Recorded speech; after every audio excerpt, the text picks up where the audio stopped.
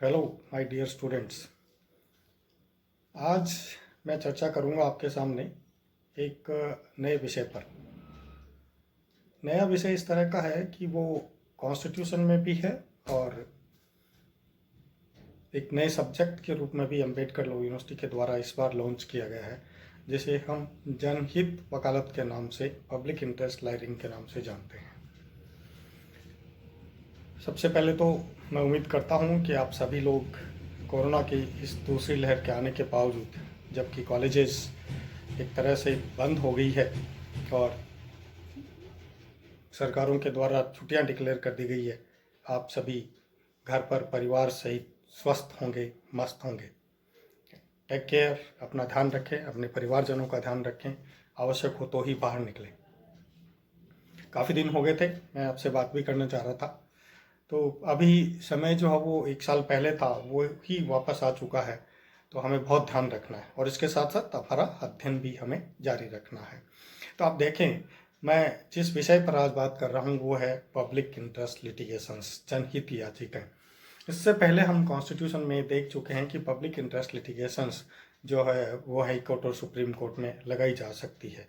एक चीज़ यहाँ ये नोट कर लें आप कि लोअर कोर्ट्स में कभी भी जनहित याचिकाएं दायर नहीं की जाती है। ये एक रिट पिटीशन के रूप में दायर की जाती है और रिट ज्यूरिसडिक्शन हमेशा हाई कोर्ट या सुप्रीम कोर्ट को ही होता है। इसलिए बिल्कुल ये क्लियर है कि public interest litigation high court और सुप्रीम कोर्ट में ही दायर की जाती है। अब देखें कि 1975 से पहले एक तरह से भारतवर्ष में जनहित याचिकाओं जैसी कोई चीज़ थी नहीं। इस प्रकार का कोई शब्द ही नहीं था। यहाँ तक कि धीरे धीरे करके जो हमारा इंडियन जुडिशियल सिस्टम बनाया गया था वो अपने आप में लोग जो है वो उस पर प्रश्न चिन्ह लगाने लगे। इसका एक बहुत बड़ा कारण था justice delayed means justice denied. न्याय देरी से दिया जाना न्याय न दिए जाने के समान है, क्योंकि उस समय तक लाखों की संख्या में 1979 की मैं बता रहा हूँ बात आपको, वेरियस हाई कोर्ट्स और सुप्रीम कोर्ट्स में पिटिशंस पेंडिंग थी। लोग जो है वो कोर्ट में जाते थे, वही तारीख पे तारीख, फिर दे अपील पे अपील, दे अपील पे अपील, यही स्थिति जो है वो होती थी। तो जुडिशरी में ये चीज़ें सामने आने लगी कि जो कॉन्स्टिट्यूशन का हमारा बेसिक ध्येय है वो पूरा नहीं हो रहा है और लोगों को न्याय समय पर नहीं मिल रहा है। तो इसके लिए क्या किया जाना चाहिए। दूसरी तरफ हम जानते हैं कि 1980s में भारत में गरीबी की क्या स्थिति रही होगी। ये चीज़ मैं इसलिए बता रहा हूँ कि गरीब लोग सीधे तौर पर कोर्ट इसलिए नहीं जाते थे कि पैसे लगते थे। यहाँ तक कि लोग गांव से शहर तक आने में कतराते थे। आप देखेंगे कि जब बार बार वकील के पास जाना या तारीख पे तारीख लेना, उसमें हर एक चीज़ में पैसे लगते थे, तो गरीब आदमी जो है वो पीड़ित होता रहता था, शोषित होता रहता था, लेकिन कोर्ट के दरवाजे वो नहीं खटखटाता था। तो एक तरफ तो ये था कि those who are socially downtrodden, poor, children, women and SC, ST persons, those who are not able to approach the courts, उन लोगों के लिए कोर्ट को सोचना पड़ा कि इनको किस प्रकार से हम त्वरित न्याय दिलवा सकते हैं। आज हम इसमें चर्चा करेंगे केवल कि ये जो पब्लिक इंटरेस्ट लिटिगेशन है इसकी उत्पत्ति और विकास कैसे हुआ। नया सब्जेक्ट है, कॉन्स्टिट्यूशन से रिलेटेड है, दोनों जगह हमारे काम आएगा। सेकेंड ईयर के स्टूडेंट्स के लिए, सेकेंड ईयर में अभी पूरा एक सब्जेक्ट चल रहा है public interest litigation, so it is very important to the students of LLB first year of Ambedkar law university, LLB second year of MGS university and even LLM part first student. इन सब के लिए एक बहुत important video होगा और आज just इसकी हम शुरुआत कर रहे हैं। ये है कि इसकी उत्पत्ति और विकास कैसे हुआ भारतवर्ष में। जैसा कि मैंने बताया कि 1975 से पहले इसका कहीं नामो निशान नहीं था जनहित याचिकाओं का। ऐसे में 3 स्टार्स जो है वो इंडियन जुडिशियल सिस्टम के आकाश में उभर कर के आए, जिसे हम justice Krishna Iyer, justice RS पाठक के नाम से जानते हैं, प्रोफेसर उपेंद्र बख्शी के नाम से जानते हैं। ये लोग जो है, प्रोफेसर PN भगवती इसमें शामिल थे। इन लोगों ने देखा कि किस प्रकार से जुडिशियल सिस्टम जो पंगु बनता चला जा रहा है इसको एक्टिव किया जाए। तो इसलिए बहुत सारे सेमिनार्स और कन्वेंशंस आयोजित किए गए, इस पर चर्चा की गई, विदेशी संविधानों का भी अध्ययन किया गया। तो ये सामने आया कि कुछ कॉन्स्टिट्यूशंस में इस प्रकार की व्यवस्था है कि वो लोग जो पीड़ित है अगर कोर्ट में नहीं जा सकते हों तो उनके स्थान पर भी क्या कोई दूसरा व्यक्ति भी जा सकता है क्या? कोई जो गरीब है, पढ़ा लिखा नहीं है, जो कोर्ट में जा नहीं सकता, जो आर्थिक रूप से कमजोर है, जिसको कानून का ज्ञान नहीं है, क्या उसके बिहाफ पे कोई दूसरा पढ़ा लिखा आदमी कोर्ट को अप्रोच कर सकता है क्या, ताकि उसको न्याय मिल सके? तो इस पे चर्चा चली। ये जो प्रारंभिक दौर था इसे हम जुडिशियल एक्टिविज्म के नाम से जानते हैं, न्यायिक सक्रियता के रूप में जानते हैं। ये जो न्यायिक सक्रियता थी, इसको यूं कहा जाता है इनके बारे में कि हमारे जुडिशियल सिस्टम के पास पावर्स तो बहुत है, ताकतें तो बहुत है, बट उनका उपयोग नहीं हो रहा था। ये ठीक उसी प्रकार से माना गया जिस प्रकार से हनुमान जी बहुत ताकतवर थे, लेकिन उनको उनकी ताकत जो है वो याद दिलानी पड़ती थी कि वो सूर्य तक को भी निकल जाए। ठीक इंडियन जुडिशियल सिस्टम के साथ भी यही हो रहा था, ताकि वो अपनी पावर्स को इस्तेमाल करके और लोगों को त्वरित गति से स्पीडी ट्रायल करते हुए जस्टिस प्रोवाइड करवा सकें।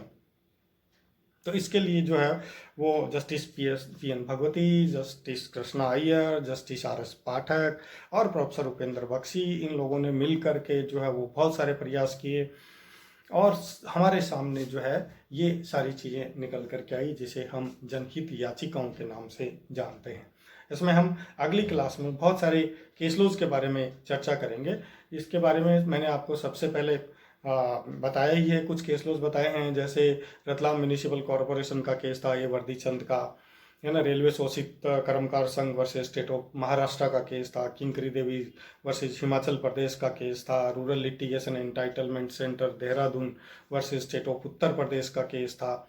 तो बाद में MC Mehta versus union of India के एनवायरनमेंट को लेकर के सो मेनी केसेस आए। तो ये जब शुरुआत हुई, हम अभी उत्पत्ति में हैं, विकास में हैं, कि इसको जो है वो कैसे भारतवर्ष में लाया गया।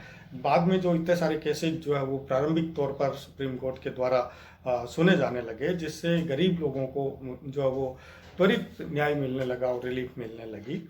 तो इसके लिए ये जो लोग हैं सुप्रीम कोर्ट के तीनों जजेज और प्रोफेसर उपेंद्र बख्शी, इन्होंने विदेशी संविधानों का अध्ययन किया और पाया कि ब्रिटेन में, कनाडा में और दूसरे कुछ देशों में इस प्रकार की चीज़ें हैं, ठीक इस प्रकार से तो नहीं। तो चूंकि भारतवर्ष में तो जनहित याचिका का कोई उदय ही नहीं हुआ था और इस प्रकार का कोई शब्द ही नहीं था, विदेशी कानूनों से इस प्रकार की चीज़ें ली गई और उसके अंतर्गत जो है वो ये देखा गया कि कैसे रिलीफ दी जाती है। तो जुडिशियल एक्टिविज्म है, न्यायिक सक्रियता आई, और उसी का एक पहलू ये माना जाता है कि जनहित याचिका आई। जनहित याचिकाओं में मैं प्रारंभिक तौर पर आपको बता दूं कि लाखों लोगों की तरफ से सिर्फ एक आदमी कोर्ट में जा सकता है और उन सभी लाखों लोगों को रिलीफ दी जा सकती है। एक एक व्यक्ति को कोर्ट में जाने की जरूरत नहीं है। अगर किन्हीं के अधिकारों का अतिलंघन हो रहा है, वो कोर्ट में नहीं जा सकते हैं, या जा भी रहे हैं तो एक साथ जाएंगे तो कोर्ट का अनावश्यक समय जो है वो खराब होगा। जैसे मैं आपको बताऊं, तमिलनाडु कर्मकार यूनियन का केस था वर्सेस तमिलनाडु स्टेट का, जो बाद में सुप्रीम कोर्ट के द्वारा डिसाइड किया गया। ठीक इसी प्रकार से राजस्थान संयुक्त कर्मकार महासंघ बनाम राजस्थान राज्य का केस भी सुप्रीम कोर्ट के द्वारा डिसाइड किया गया, जिसमें लाखों कर्मचारियों को जो वो एक साथ रिलीफ दी गई। तो यहाँ पब्लिक इंटरेस्ट लिटिगेशन का मतलब सीधा सीधा ये है कि पब्लिक शब्द इस्तेमाल किया गया है, इसमें प्राइवेट शब्द इस्तेमाल नहीं किया गया है। पब्लिक का मतलब आम जनता से है, जहाँ लार्ज स्केल पे जनता प्रभावित हो रही है और उनको न्याय नहीं मिल रहा हो। एक दो या चार पांच व्यक्ति कोर्ट में पब्लिक इंटरेस्ट लेकर के नहीं जा सकते, ये आप नोट कर लें। जहाँ हजारों लाखों की संख्या में लोग प्रभावित हो रहे हो, कोर्ट उन्हीं को जो है वो रिलीफ देंगे। वो फिर चाहे गरीब हो, सोशली डाउन ट्रोडन हो, अदर जो है वो चाहे वो कोई भी बैकवर्ड क्लास हो, अनुसूचित जाति जनजाति हो, महिलाएं हो, है ना, या कर्मचारियों के संगठन हो, या दूसरे व्यापारियों के संगठन हो, सीमेंट कंपनी के संगठन हो, पर्यावरण को लेकर के हो, स्वास्थ्य को लेकर के हो, चिकित्सा को लेकर के हो, बहुत सारे केस लॉज हम पहले देख चुके हैं। तो इस प्रकार का अगर कोई मामला है तो विदेशों में इस प्रकार के मामले जो है वो बंच में सुने जाते थे, और फिर उसी प्रकार की शुरुआत जो यहाँ एक चीज़ और मैं बता दूं कि पब्लिक इंटरेस्ट लिटिगेशन सिर्फ एक पोस्ट कार्ड भेज करके भी दायर की जा सकती है। अगर आपका मैटर इतना महत्वपूर्ण है कि कोर्ट के उसको संज्ञान में ले और लोगों को रिलीफ दिला सके, तो बहुत सारे केसेस मैंने बताए, आगे भी हम डिस्कस करेंगे। तो पोस्ट कार्ड के माध्यम से, रिट पिटीशन के माध्यम से, एक अंतर्देशीय पत्र या साधारण लेटर के द्वारा हाई कोर्ट और सुप्रीम कोर्ट को लिखा जा सकता है। और अगर आपका मैटर इतना सीरियस होगा कि कोर्ट जो है वो उसको संज्ञान में ले, तो उसको एक पब्लिक इंटरेस्ट लिटिगेशन के रूप में एडमिट करके, और चाहे वो राज्य सरकार के खिलाफ ही हो, उनको नोटिस जारी कर दी। तो आज हम इतना ही देखेंगे। आज का ये वीडियो आपको कैसा लगा अपने कमेंट बॉक्स में जरूर लिखें। किसी विशेष विषय पर अगर वीडियो बनाना हो तो वो भी आप निश्चित रूप से मुझे बताएं, क्योंकि 3 मई तक संभवतः इसी प्रकार से हम ऑनलाइन ही मिलते रहेंगे यूट्यूब के माध्यम से। अगर कोई भी आपका सुझाव हो तो मेरे इनबॉक्स में जरूर लिखें।